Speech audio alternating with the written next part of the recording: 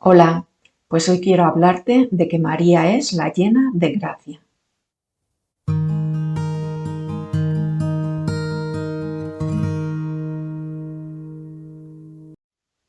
Leemos en Lucas 1, 26, 33. En el mes sexto fue enviado el ángel Gabriel de parte de Dios a una ciudad de Galilea llamada Nazaret, a una virgen desposada con un varón de nombre José, de la casa de David. El nombre de la virgen era María, y presentándose a ella, le dijo: Salve, llena de gracia, el Señor es contigo. Ella se turbó al oír estas palabras y discurría qué podría significar aquella salutación. El ángel le dijo: No temas, María, porque has hallado gracia delante de Dios, y concebirás en tu seno y darás a luz un hijo, a quien pondrás por nombre Jesús. Él será grande y llamado Hijo del Altísimo, y le dará el Señor Dios el trono de David, su padre, y reinará en la casa de Jacob por los siglos, y su reino no tendrá fin. Bueno, pues en esta cita vemos cómo Dios habla a María a través del ángel Gabriel, porque dice la Escritura que fue enviado el ángel Gabriel de parte de Dios.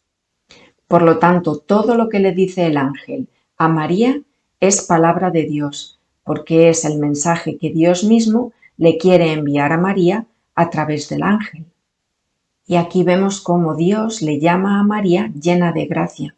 Pero para entender perfectamente qué es lo que significa esta expresión llena de gracia, nos tenemos que ir a los textos originales en griego, porque en toda traducción siempre se pierde algún matiz, siempre se pierde algo cuando se hace una traducción. Y si sabes hablar varios idiomas te habrás dado cuenta de ello, que a veces hay una expresión o una palabra que no tiene traducción literal en otro idioma y por lo tanto se pierde un poco de su significado. Así que tendremos que irnos a las escrituras originales, a las escrituras en griego, y comparar esta cita con otras dos que también aparecen en las escrituras, en las que también se utiliza ese término, lleno de gracia. La primera cita que encontramos se refiere al mismo Jesús, en el Evangelio de San Juan, capítulo 1, versículo 14. Y el Verbo se hizo carne y habitó entre nosotros, y hemos visto su gloria, gloria como de unigénito del Padre, lleno de gracia y de verdad. Bueno, en el texto original, en griego, que lo tienes escrito debajo, nos encontramos con que lleno es un adjetivo, gracia es un sustantivo, luego tenemos y, que es una conjunción, y verdad, que es otro sustantivo. Es una expresión hecha a partir de un sustantivo y de un adjetivo. Gracia es el sustantivo y lleno de es el adjetivo que acompaña a gracia. Nos encontramos también con otra cita, una cita que se refiere a San Esteban en los Hechos de los Apóstoles, capítulo 6, versículo 8, que dice así: Esteban estaba lleno de gracia y de poder, hacía prodigios y grandes señales en el pueblo. Bueno, nos encontramos con que gracia es otro sustantivo que va acompañado de un adjetivo, lleno de gracia. Pero en el texto que se refiere a María en Lucas 1:28, el texto griego dice así: y presentándose a ella le dijo: Salve, llena de gracia, el Señor es contigo. Y aquí nos encontramos con que llena de gracia ya no es una combinación de dos palabras, ya no hay un sustantivo con un adjetivo, sino que es una única palabra. Y esa palabra es un verbo, participio nominativo singular femenino. Es decir, es el estado en el que se encuentra permanentemente María. María se encuentra permanentemente llena de gracia. María recibe permanentemente la gracia de Dios y está permanentemente llena de la gracia de Dios. La expresión es completamente diferente a las otras dos que hemos visto antes. Y esta acción, este estar completamente llena de gracia, se refiere a toda la existencia de María. María es un ser que está permanentemente siendo lleno de la gracia de Dios. Esto significa que María es un ser sin pecado original, que nació sin el pecado original, porque el pecado original ya nos aparta de la gracia que recuperamos con el bautismo, y luego nuestros pecados también nos van apartando de la gracia. Pero María nunca se ve apartada de la gracia. María es una criatura que está siempre llena permanentemente de la gracia de Dios. Eso significa, por una parte, que nació sin el pecado original y por otra parte que nunca pecó, porque siempre es la criatura siempre llena de la gracia de Dios. Así que aquí Dios mismo, a través de la boca de Gabriel, nos está confirmando el tercer dogma mariano, el dogma de la Inmaculada Concepción, que es un dogma que fue declarado por el Papa Pío IX en el año 1854. Y aquí está, en la palabra de Dios, la siempre llena de gracia, la llena de gracia, María, que nació sin pecado original.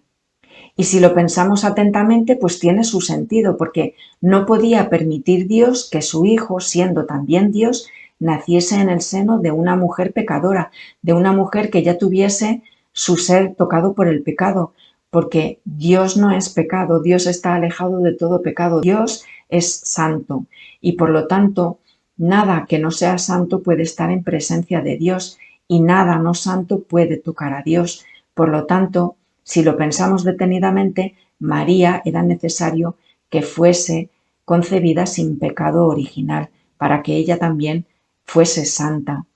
En los años 90 la ciencia descubrió un efecto que se llama, voy a leerlo porque es muy complicado, microquimerismo fetal.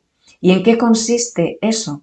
Pues consiste en un fenómeno por el cual durante el embarazo la madre recibe células del bebé y el bebé recibe células de la madre. Bueno, pues así también, puesto que la ciencia ha descubierto que se produce esto en cualquier embarazo, María recibió células de Jesús y Jesús recibió células de María. Dios no podía permitir que algo contaminado con el pecado entrase en el cuerpo de Jesús. Pues a la luz de los evangelios, a la luz de las enseñanzas de la Santa Iglesia Católica y a la luz de la ciencia, yo creo que podemos decir, sin que sea ningún error, por las venas de María corre sangre divina. En este texto, la palabra de Dios también nos dice otras cosas que son muy interesantes. Pues aquí Dios también nos confirma que el hijo que va a esperar María es el Hijo de Dios, tal y como nos anunciaron los profetas Isaías y Miqueas, porque dice que el hijo que esperará será llamado Hijo del Altísimo. Y hay otras citas bíblicas en las que se refiere a Dios como el Altísimo, como por ejemplo en los Salmos, en Salmos 97, 9, que dice así: porque tú eres, Yahvé, el Altísimo, sobre toda la tierra, inmensamente ensalzado sobre todos los dioses. Así que aquí ya vemos que sí, que a Dios se le llama el Altísimo, y el hijo que va a esperar María es Hijo del Altísimo. También encontramos otra referencia al Altísimo en Génesis 14, 18, 19. Y Melquisedec, rey de Salem, sacando pan y vino, como era sacerdote del Dios Altísimo, bendijo a Abraham, diciendo: bendito Abraham del Dios Altísimo, el dueño de cielos y tierra. Así que aquí tenemos la confirmación de que Dios es el Altísimo y ese niño que va a esperar María será hijo del Altísimo y por lo tanto será hijo de Dios. Y aquí Dios nos está desvelando el primer dogma mariano, María, Madre de Dios, que fue declarado dogma en el concilio de Éfeso en el año 431. Y además aquí Dios nos confirma que Jesús es el Hijo de Dios y que será el Rey soberano, porque dice: reinará en la casa de Jacob por los siglos y su reino no tendrá fin. Y eso es exactamente lo que rezamos en el credo de Nicea, también llamado el credo largo, cuando decimos de Jesús: por nuestra causa fue crucificado en tiempos de Poncio Pilato, padeció y fue sepultado, resucitó al tercer día según las Escrituras y subió al cielo, y está sentado a la derecha del Padre, y de nuevo vendrá con gloria para juzgar a vivos y muertos, y su reino no tendrá fin. Pues ya ves que en este texto tan pequeño y tan breve están encerrados grandes misterios de la fe, grandes misterios desvelados por la Iglesia Católica y declarados dogmas por la Iglesia Católica. El primer dogma mariano, María, Madre de Dios. El tercer dogma mariano, la Inmaculada Concepción de María. Y además aquí ya Dios nos promete su reinado y que su reinado no tendrá fin, pues que venga pronto su reino. Padre nuestro que estás en el cielo, santificado sea tu nombre, venga a nosotros tu reino, hágase tu voluntad en la tierra como en el cielo. Danos hoy nuestro pan de cada día, perdona nuestras ofensas, como también nosotros perdonamos a los que nos ofenden. No nos dejes caer en la tentación, y líbranos del mal. Amén.